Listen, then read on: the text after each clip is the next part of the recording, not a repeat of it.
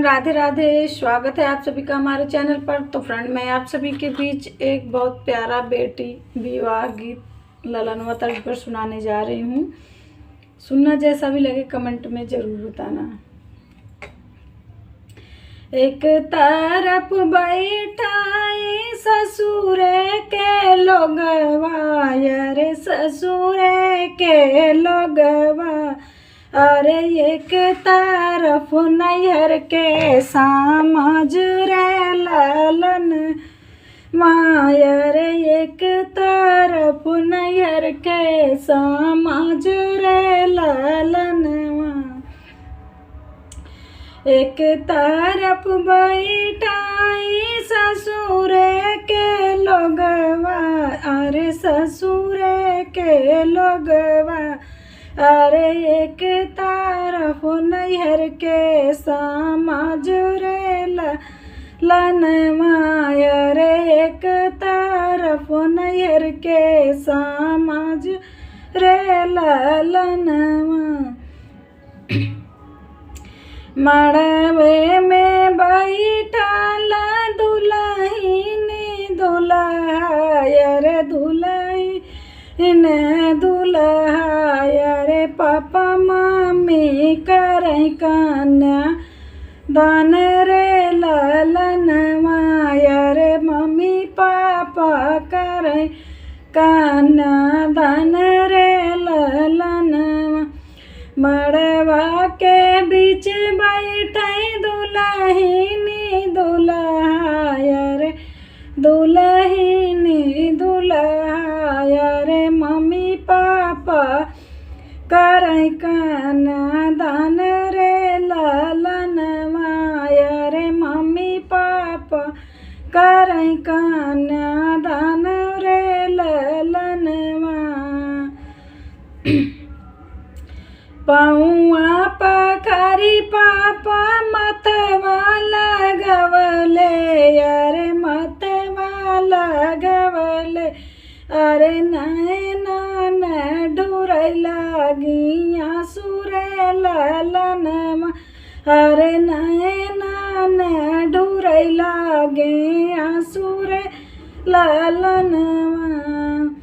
पौआ पखारी पापा मतवा लगवले, अरे मतवा लगवले, अरे नैना नीर चुए, अरे नैना न ढूरै लागे आंसू रे ललन माया, रे नैना न ढूरै लागे आंसू रे ललन माँ।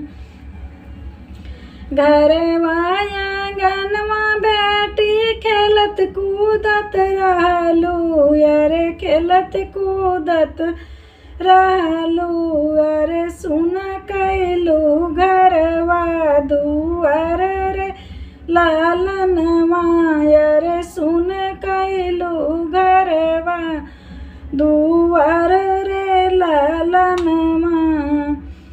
एक तरफ बैठाई ससुर के लोगवा, रे एक तरफ नैहर के समझ रे ललन माँ, अरे एक तरफ नैहर के समझ रे ललन माँ। मड़े में बैठाई दुल्हन दुल्हा, रे दुल्हन दुल्हा, रे चाचा चाची करे कन्या दान रे ललन माया, रे चाचा चाची करे कन्या दान रे ललन माँ।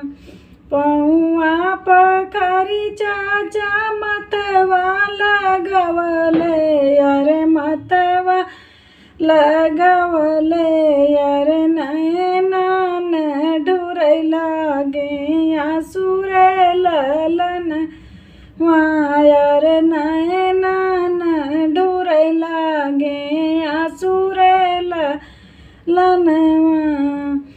पौआ पखारी चाची मतवा लगवली अरे मतवा लगवली अरे नैना चुवैला गईनी रे ललनवा अरे नैना ढुरैला गे आंसू रे ललनवा मेरे आंगनवा बेटी खेलत कूदत रहलू अरे खेलत कूदत रहलू अरे सुन कैलू घरवा दुआर रे ललनवा अरे सुन कैलू घरवा दुआर रे ललनवा अरे सुन भैले घरवा दुआर रे ललनवा एक तरफ बैठाई ससुर के लोगवा रे ससुर के लोगवा रे दूसर तरफ नैहर के समाज रे ललनवा रे एक तरफ नैहर के समाज रे ललनवा।